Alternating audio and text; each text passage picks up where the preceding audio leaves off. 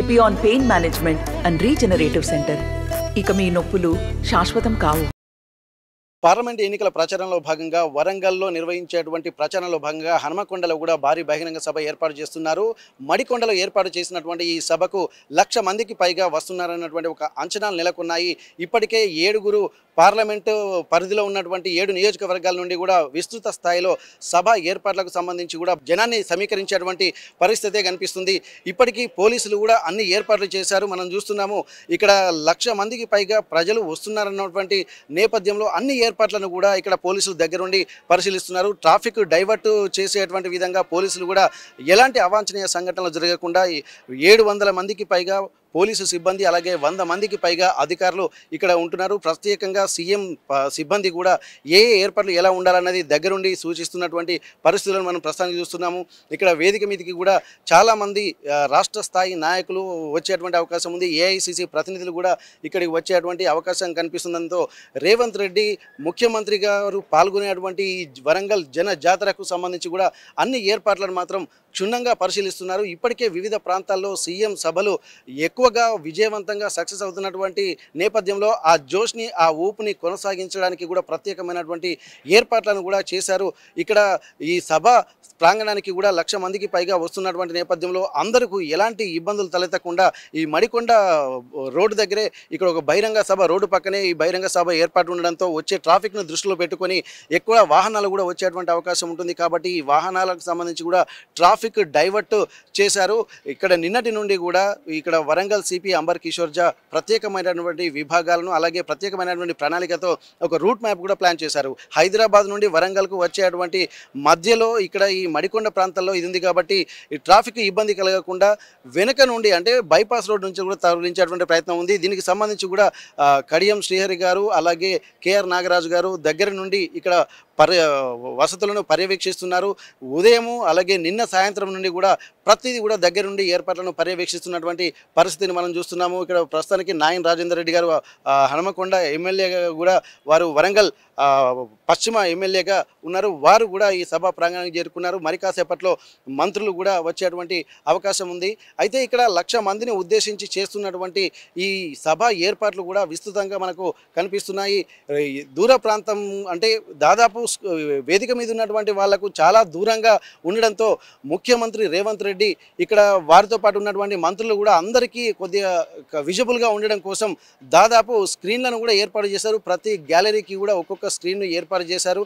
వాళ్ళు ఎలాంటి ఇబ్బందులు కలగకుండా ఎండ వేడిమిని తాపాన్ని తట్టుకోలేకుండా కూడా చుట్టూ కూడా ఒక కూలర్లను కూడా ఏర్పాటు చేశారు.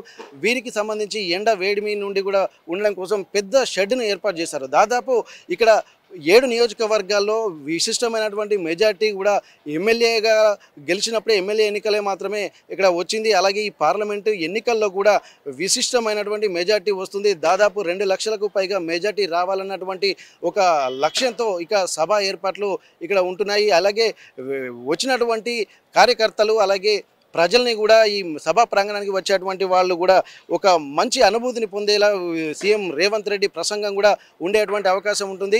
ఎందుకంటే ప్రతి సభలో ఒక కొత్త నినాదాన్ని ఎత్తుకుంటున్నారు.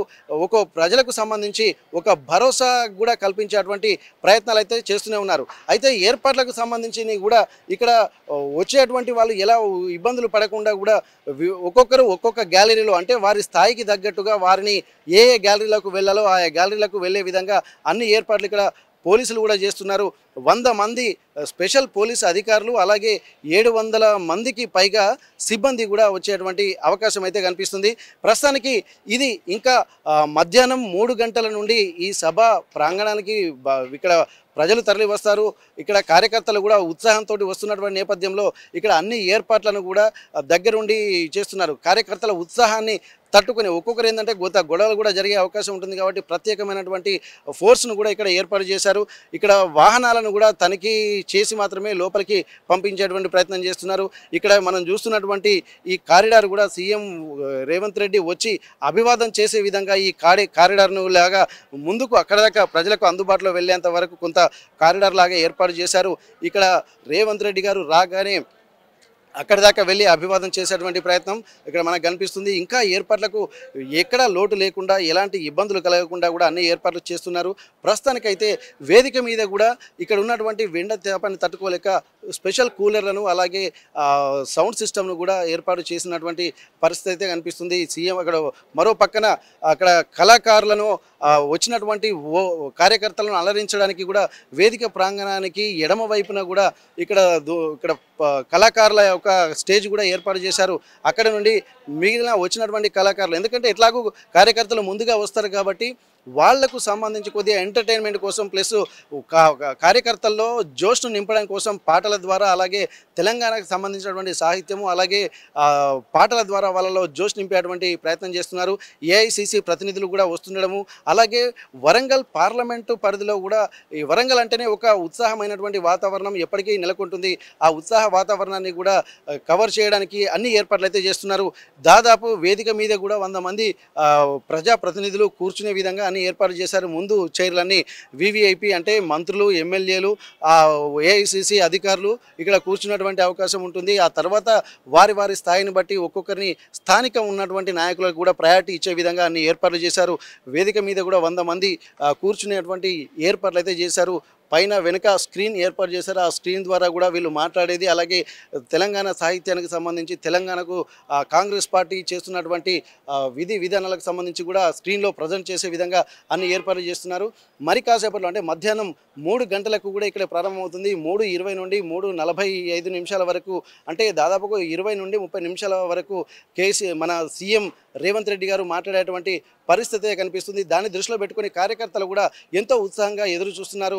ఇప్పటికే తరలింపు కార్యక్రమం స్టార్ట్ అయింది. వచ్చినటువంటి పాలకుర్తి, అలాగే జనగామ, స్టేషన్ గన్పూర్, భూపాలపల్లి, మిగిలిన నియోజకవర్గాల ప్రజలు అంతా ఇక్కడ ఢిల్లీ పబ్లిక్ స్కూల్ దగ్గర వాహనాలను పార్కింగ్ చేయాలి. మిగిలిన వాళ్ళేమో మడికొండ బస్టాండ్ దగ్గర వేరే పార్కింగ్ స్థలాన్ని కేటాయించారు.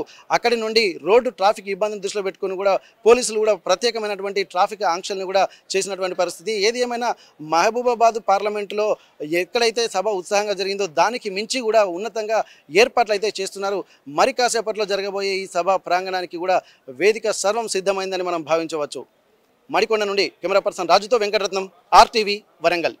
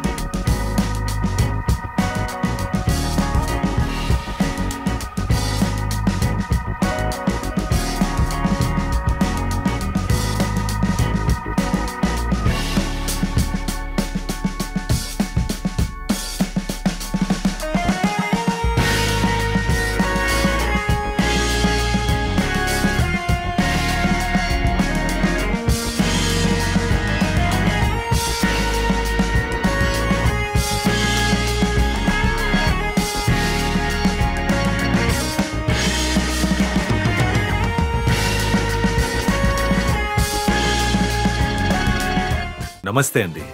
ఇది వ్యాపారం గురించి కాదు, ఓటు గురించి. ఎన్నికల్లో ఓటు వేయడం మన హక్కు మాత్రమే కాదు, కర్తవ్యం. ఎంతో మంది మహా నేతలు శ్రమించి ప్రాణత్యాగం చేసి ఈ అవకాశాన్ని మనకిప్పించారు. అందరూ ఓటు వేద్దాం. ఎందుకంటే ఓటు హక్కు ఊరికే రాదు. నా ఓటు ఎవరికో తెలుసా? అది సీక్రెట్ అండి.